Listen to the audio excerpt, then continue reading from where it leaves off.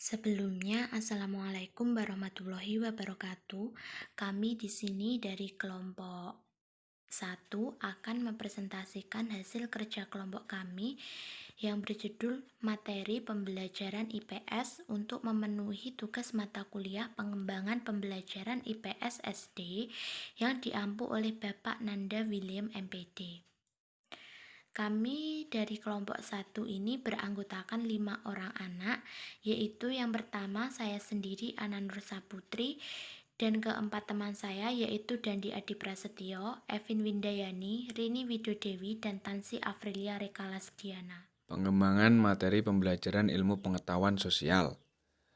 Materi dapat diartikan sebagai bahan yang dapat dipelajari oleh peserta didik ketika akan mencapai tujuan pendidikan. Adapun materi ilmu pengetahuan sosial meliputi materi substansi, yaitu materi yang berasal dari ilmu-ilmu sosial seperti fakta, peristiwa, konsep, generalisasi, teori yang dapat kita sebut sebagai kurikulum. Yang selanjutnya adalah materi kurikulum dapat dibagi menjadi sebagai berikut. Yang pertama adalah fakta. Fakta yaitu diartikan sebagai suatu peristiwa atau suatu kejadian yang pernah terjadi di masa lalu. Yang kedua konsep, yaitu suatu kelompok yang memiliki persamaan karakteristik dari sebuah fakta. Yang ketiga generalisasi, yaitu suatu pernyataan yang berasal dari gabungan dua konsep atau lebih. Yang keempat, teori, yaitu dihasilkan dari sejumlah generalisasi yang memiliki keterhubungan secara sistematis. Yang selanjutnya, struktur materi ilmu pengetahuan sosial. Yang pertama adalah atribut, yaitu karakteristik dari sejumlah peristiwa. Yang kedua, kelas, yaitu pengelompokan dari kategori peristiwa atau pemikiran. Yang ketiga, simbol, yaitu bisa berupa kata-kata, tanda, nomor, atau angka. Yang keempat, fakta, yaitu suatu peristiwa atau suatu kegiatan yang pernah terjadi di masa lalu. Yang kelima, konsep, yaitu gambaran mental atau atribut yang memiliki ciri yang relatif sama. Yang keenam, generalisasi, yaitu hubungan antara konsep. Yang ketujuh, teori, yaitu rangkaian dari fakta-fakta, konsep-konsep, dan generalisasi. Yang selanjutnya adalah dimensi pendidikan IPS. Dimensi dalam pembelajaran IPS secara terpadu itu ada 4 kajian, yaitu yang pertama geografi, yang kedua ekonomi, dan yang ketiga ada sejarah, dan yang keempat ada sosiologi. Menurut Sapria, dimensi pendidikan IPS itu mencakup 4 dimensi, yaitu yang pertama ada dimensi pengetahuan. Nah, pengetahuan sendiri itu merupakan kemahiran dan pemahaman terhadap sejumlah informasi dan ide-ide. Tujuan dari pengembangan pengetahuan ini ialah untuk membantu siswa dalam belajar untuk memahami lebih tentang dirinya, fisiknya, dan dunia sosial, serta lingkungan sekitar. Dimensi yang menyangkut pengetahuan sosial ini sendiri ada 3, yaitu ada fakta. Fakta sendiri ialah data yang spesifik tentang suatu kejadian, objek, orang, dan hal-hal yang terjadi dalam pembelajaran IPS yang bertujuan agar siswa itu mampu memahami jenis fakta yang terkait dengan kehidupan. Yang kedua, dalam dimensi pengetahuan itu ada konsep. Nah, konsep dasar dalam pembelajaran IPS itu diambil dari disiplin-disiplin ilmu sosial. Banyaknya konsep yang terkait dengan lebih dari satu disiplin, isu-isu sosial, dan tema-tema yang berasal dari banyak dimensi ilmu sosial. Nah, konsep ini itu sendiri tergantung pada jenjang dan kelas sekolah dari peserta didik. Konsep itu terbentuk karena kepedulian dan persepsi sosial sehingga memunculkan permasalahan sosial yang semakin kompleks. Dan yang ketiga dalam dimensi pengetahuan itu ada generalisasi. Yang generalisasi sendiri itu merupakan suatu pernyataan dari 2 atau lebih konsep yang saling terkait. Generalisasi memiliki kompleksitas isi yang disesuaikan dengan tingkat perkembangan siswa. Dan yang kedua ada dimensi keterampilan. Dimensi keterampilan sendiri itu terdiri dari ada keterampilan meneliti, keterampilan berpikir, keterampilan berpartisipasi sosial, keterampilan berkomunikasi. Keterampilan yang sudah saya sebutkan tadi, keempat keterampilan tersebut itu harus dimiliki oleh peserta didik untuk menjalankan perannya sebagai makhluk sosial dalam memfasilitasi kebutuhan perkembangan peserta didik. Maka guru bisa menggunakan metode, misalnya metode diskusi. Nah, diskusi itu bisa disebut sebuah keterampilan dikarenakan berdiskusi itu merupakan kemampuan berkomunikasi, menjalani hubungan sesama orang, menghargai diri sendiri dan orang lain. Dan yang ketiga itu ada dimensi nilai atau yang biasa disebut value. Jadi nilai itu dipelajari sebagai komunikasi antar individu dalam kelompok seperti keluarga, himpunan keagamaan, atau kelompok masyarakat. Jadi pada umumnya nilai itu merupakan hasil belajar dari peserta didik. Nilai atau value pada program pembelajaran IPS itu hendaknya memberikan kesempatan ke peserta didik untuk mengungkapkan, merefleksikan, dan mengartikulasi nilai-nilai yang dianutnya. Dan yang keempat ada dimensi tindakan. Pada dimensi ini, tindakan sosial itu merupakan dimensi yang penting. Karena apa? Karena dapat memungkinkan peserta didik menjadi seseorang yang aktif. Peserta didik itu belajar berlatih secara konkret dan praktis dengan belajar dari apa yang diketahui dan terpikirkan tentang isu-isu sosial untuk dipecahkan. Jadi dalam hal ini itu peserta didik itu diajarkan peka pada permasalahan sosial di sekelilingnya untuk aktif dalam organisasi kemasyarakatan di lingkungan rumah maupun di lingkungan sekolahan. Misalnya itu mengikuti organisasi kemasyarakatan di masyarakat itu bisa ikut kerja bakti, membersihkan gotong royong bersama-sama. Dan kalau untuk di sekolahan, di lingkungan sekolahan itu bisa dengan bekerja bakti bersama, membersihkan kelas seperti itu. Baik, yang selanjutnya yaitu pengertian fakta. Fakta merupakan salah satu materi yang dikaji dalam IPS. Dengan fakta-fakta yang ada, kita dapat menyimpulkan sesuatu atau beberapa peristiwa yang pernah terjadi. Fakta merupakan titik awal untuk membentuk suatu konsep. Dari beberapa konsep yang saling berkaitan, kita dapat membentuk suatu generalisasi. Fakta, konsep, dan generalisasi merupakan bahan kajian dalam ilmu pengetahuan sosial yang harus dipahami siswa. Jadi fakta juga merupakan keadaan yang benar terjadi. Jadi kenyataan yang benar-benar terjadi. Adapun contoh fakta yang pertama, Gunung Galanggung meletus tahun 1982. Yang kedua, pada tahun 1997 banyak hutan di Sumatera dan Kalimantan terbakar. Yang ketiga,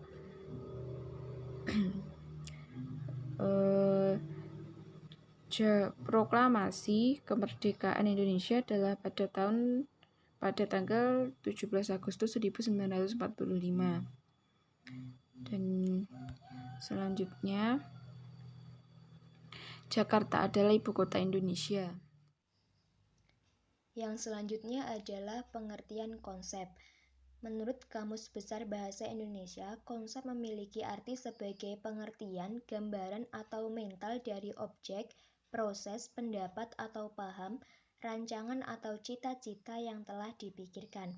Sehingga hal-hal yang termasuk ke dalam konsep didapat dari pemikiran dasar yang meliputi fakta, peristiwa, serta pengalaman melalui suatu generalisasi dan berpikir abstrak. Menurut bahasa Latin, konsep memiliki arti yaitu conceptum, yaitu sesuatu yang akan dipahami. Adapun menurut Sagala, konsep adalah sebuah buah pikir seseorang dari kelompok orang yang dinyatakan dalam definisi melahirkan produk pengetahuan dari fakta, peristiwa, pengalaman melalui generalisasi dan berpikir abstrak serta kegunaan konsep untuk menjelaskan dan meramalkan. Sedangkan menurut Bahri, konsep itu merupakan satuan arti yang mewakili sejumlah objek dengan ciri yang sama. Sehingga dapat ditarik kesimpulan bahwa konsep itu merupakan suatu gagasan atau ide, suatu pengertian tentang objek atau produk objektif dari suatu hal yang didasarkan pada pengalaman yang mewakili suatu hal. Sehingga ketika sudah memiliki konsep, maka suatu kelas stimulus yang telah dipelajari itu akan menampilkan perilaku-perilaku tertentu. Yang selanjutnya ada unsur-unsur konsep. Yang pertama ada nama. Ini merupakan suatu ide atau gagasan yang terdapat satu kalimat yang merupakan peran penting sebagai inti pembahasan dari suatu objek. Contohnya pada kalimat buah apel, sehingga kalimat tersebut mewakili dari sebuah tanaman yang berbuah. Yang kedua ada contoh positif dan negatif. Ini merupakan suatu ide atau gagasan yang terdapat perbandingan analisis dari suatu objek yang mewakili atau memiliki sisi positif dan negatif dalam karakteristiknya. Misalnya pada kalimat rumah ibadah, contoh positifnya itu seperti masjid, gereja, seperti itu. Sedangkan contoh negatifnya bisa berupa gadang ataupun joglo. Yang ketiga ada karakteristik pokok, yaitu memiliki fungsi untuk menciptakan sebuah aturan dan menentukan suatu contoh objek, baik yang termasuk dalam sebuah konsep atau bukan konsep. Contoh karakteristik dari rumah, yaitu memiliki atap rumah, pilar rumah, dinding rumah, atau lantai rumah. Yang keempat ada rentangan karakteristik, yaitu berfungsi untuk membatasi suatu konsep pada sebuah objek tertentu. Ini ada 3, yaitu yang pertama superordinat, yaitu konsep yang dihubungkan dengan konsep lain yang lebih luas. Contohnya tempat tinggal yang memiliki arti bagian dari kalimat rumah. Yang kedua ada koordinat, yaitu konsep yang saling berkaitan dengan konsep-konsep lainnya. Contohnya rumah kontrakan setara dengan rumah dinas. Dan yang ketiga ada subordinat, yaitu konsep yang dihubungkan dengan konsep lain yang lebih kecil. Contohnya kalimat rumah merupakan bagian kecil dari kalimat tempat tinggal. Yang selanjutnya ada fungsi konsep. Secara garis besar, konsep itu memiliki fungsi untuk memberikan suatu gambaran besar sebagai penjelasan dari suatu objek tertentu.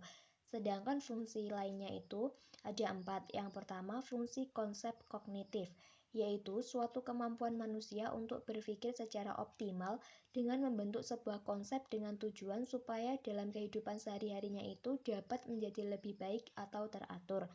Yang kedua ada fungsi konsep evaluatif, yaitu kemampuan yang dimiliki manusia untuk meneliti dan menentukan nilai sebuah objek, sehingga dapat mendapat ilmu pengetahuan baru dalam kehidupan sehari-harinya. Yang ketiga ada fungsi konsep operasional, yaitu suatu kemampuan manusia dalam melaksanakan proses suatu penelitian pada objek tertentu dengan menggunakan sebuah konsep dengan tujuan supaya menjadi lebih efektif dan efisien. Dan yang keempat ada fungsi konsep komunikasi, yaitu kemampuan yang dimiliki manusia untuk menjelaskan ide atau gagasan dari objek dan peristiwa. Kemudian ciri-ciri konsep. Yang pertama, konsep itu memiliki sifat abstrak, yaitu gambaran tentang mental, benda, peristiwa, maupun kegiatan. Yang kedua, konsep merupakan kumpulan dari benda-benda yang mempunyai karakteristik dan kualitas secara umum yang bisa disatukan. Yang ketiga, konsep mempunyai sifat personal, yaitu dalam pemahaman orang lain mengenai konsep, misalnya kelompok, yaitu pemahaman orang lain satu dengan satunya itu pasti berbeda. Yang keempat, konsep dipelajari dari sebuah pengalaman ketika belajar. Dan yang terakhir, konsep bukan persoalan arti kata seperti yang ada di dalam kamus, karena kamus itu memiliki makna lain yang lebih luas lagi. Selanjutnya, contoh konsep dalam ilmu pengetahuan sosial. Ini bersumber dari masyarakat dan juga alam di sekeliling kita. Yang pertama ada ilmu sejarah. Contoh konsepnya itu seperti perubahan, persetujuan, persekutuan, pahlawan, migrasi, dan sebagainya. Yang kedua, ilmu geografi. Konsepnya itu seperti kawasan, iklim, sungai, gunung, laut, gempa, kependudukan, desa, kota, dan sebagainya. Yang ketiga, ilmu ekonomi. Konsepnya itu meliputi barang, jasa, tukar-menukar, uang, pasar, untung rugi, produksi, konsumen, dan sebagainya. Yang keempat, ilmu sosiologi. Konsepnya itu ada masyarakat, status sosial, urbanisasi, persaingan, norma sosial, kerjasama sosial, kelompok sosial, status sosial, dan sebagainya. Yang kelima ada bidang antropologi. Konsepnya itu meliputi kebudayaan, peradaban, kepercayaan, adat, tradisi, ras, upacara, mata pencaharian, kesenian, magis, dan sebagainya. Yang keenam ada ilmu politik. Konsepnya itu meliputi negara, hukum, pemerintah, demokrasi, partai politik, pemilihan umum, dan sebagainya. Yang ketujuh ada ilmu psikologi sosial. Konsepnya itu meliputi interaksi sosial, perilaku politik, budaya masyarakat, norma perilaku sosial, perilaku menyimpang, dan sebagainya. Kemudian ada kata revolusi, yaitu di dalam konsep terdapat makna denotatif, yaitu berkenaan dengan arti kata pada kamus, yaitu perubahan cepat dalam hal prosedur, kebiasaan, lembaga, dan untuk makna konotatifnya ini, yang pertama, di dalam makna revolusi merangkum makna denotatif. Yang kedua, revolusi itu tidak sama dengan pemberontakan, karena revolusi merupakan kejadian yang penting dan sudah direncanakan serta diatur secara sungguh-sungguh. Yang ketiga, konsep revolusi itu mencakup kepemimpinan oleh kelompok maupun perseorangan. Dan yang keempat, revolusi itu dapat diartikan menentang segala sesuatu yang berkaitan dengan orang itu atau lembaga serta melawan dengan kekuatan. Kemudian ada negara berkembang, pertumbuhan ekonomi, republik, dan kabinet. Itu semua merupakan konsep lain yang harus benar-benar dipahami oleh peserta didik. Oleh karena itu, supaya di dalam pengajaran konsep di sekolah dapat berjalan efektif dan efisien, maka harus memahamkan pengajaran konsep makna konotatif sebagai berikut. Yang pertama, konsep harus diberikan dalam suatu konteks dan bukan diterangkan tanpa ada kaitan dengan sesuatu. Contohnya ketika kita menjelaskan arti dari suatu istilah atau kata. Yang kedua, harus memberikan kesempatan kepada peserta didik untuk sampai kepada pengertiannya sendiri tentang suatu konsep. Misalnya, guru memberikan bimbingan dengan cara menyuruh peserta didik untuk mendeskripsikan sendiri.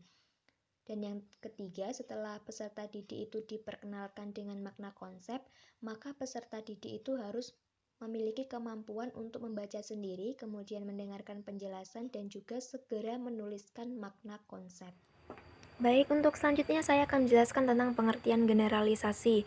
Menurut Nursid Sumatmaja, generalisasi adalah hubungan dua konsep atau lebih dalam bentuk kalimat lengkap, yang merupakan pernyataan deklaratif dan dapat dijadikan suatu prinsip atau ketentuan dalam IPS. Adapun seseorang itu dikatakan dapat menyusun generalisasi, yaitu apabila seseorang itu dapat menarik dua konsep atau lebih yang saling berhubungan atau berkaitan satu sama lainnya.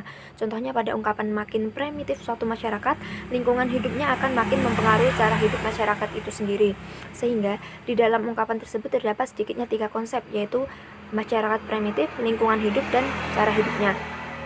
Oleh karena itu, generalisasi yang baik itu tidak menyebut seseorang atau tempat atau benda apapun. Alasannya adalah karena jika menyebutkan salah satunya, berarti generalisasi yang kita buat atau yang dibuat itu belum memiliki tingkat abstraksi yang tinggi, melainkan tingkat keberlakuannya sempit atau masih rendah. Sedangkan menurut Rosyati dalam Jarod, Timmage, yaitu menyatakan bahwa pengertian generalisasi sendiri itu dalam sejarah juga berbeda dengan generalisasi dalam disiplin ilmu sosial, karena pada generalisasi sejarah dapat diartikan sebagai contradiction in terminis.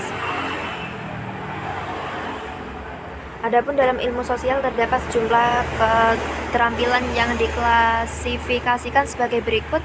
Yang pertama adalah keterampilan berpikir, yaitu meliputi menarik kesimpulan, membuat generalisasi, memecahkan masalah, dan membuat keputusan.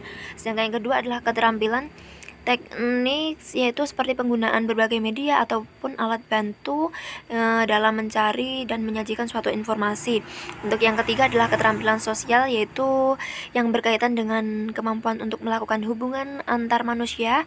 Contohnya adalah berinteraksi baik pada kehidupan sehari-hari.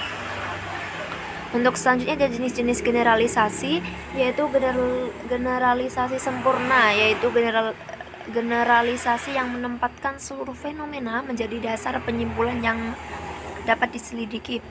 Yang kedua adalah generalisasi tidak sempurna, yaitu sebagian fenomena yang dilakukan dengan tujuan untuk mendapatkan kesimpulan yang berlaku bagi fenomena yang belum pernah diselidiki.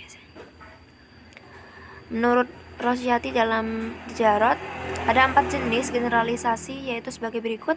Generalisasi deskriptif, yaitu contohnya adalah pada umumnya pusat-pusat kerajaan terletak di tepi sungai. Kemudian yang kedua adalah generalisasi sebab akibat.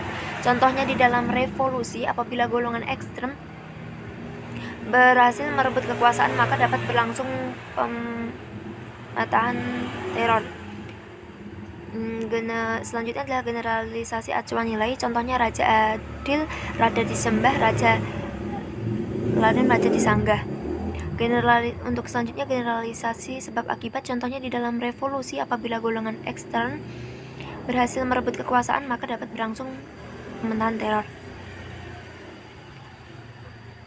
Sampai seperti yang di atas ya. Kemudian generasi prinsip universal, yaitu contohnya adalah kapasitas sebuah bangsa untuk memodelisasikan diri tergantung pada potensi sumber daya alamnya, khususnya kualitas manusianya, dan orientasi nilai para pelaku sejarahnya.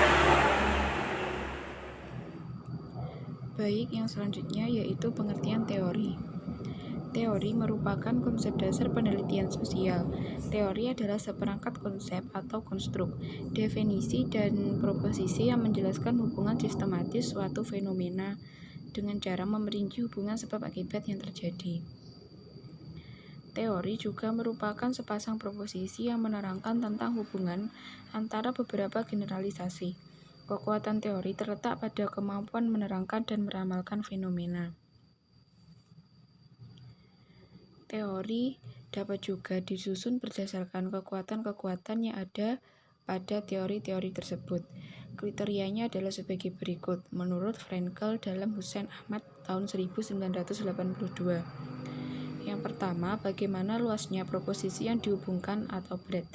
Yang kedua, bagaimana kompleksnya proposisi yang dihubungkan atau complexity. Yang ketiga, sampai sejauh mana teori tersebut dapat diterapkan pada daerah, kejadian, orang, dan objek yang dikenal teori tertentu atau applicability. Yang keempat, sampai seluas mana hubungan dari proposisi melugiskan dan menerangkan unsur yang penting dari tingkah laku manusia serta menerangkan segi-segi yang penting dewasa ini atau explanatory power. Yang selanjutnya, sampai sejauh mana teori membimbing ke arah pendalaman yang lain atau depth. Yang keenam, berapa banyak konsep yang diharapkan pada kenyataan yang ada dalam teori atau conceptual strength. Yang terakhir, sampai sejauh mana terujinya hipotesis yang dapat diambil dari proposisi yang dihubungkan dengan teori tersebut dapat teruji atau testability. Jadi dalam IPS ini teori berdimensi luas jarang ditemukan karena gejala-gejala dalam kehidupan masyarakat itu sangat luas dan bertali temali sangat rumit. Jadi, setelah kita memahami teori, kita dapat melihat keteraturan tentang gejala-gejala dalam masyarakat dengan lebih sempurna. Yang selanjutnya akan dijelaskan oleh teman-teman. Sekian presentasi dari kelompok kami. Bila ada kurang lebihnya, kami mohon maaf. Wassalamualaikum warahmatullahi wabarakatuh.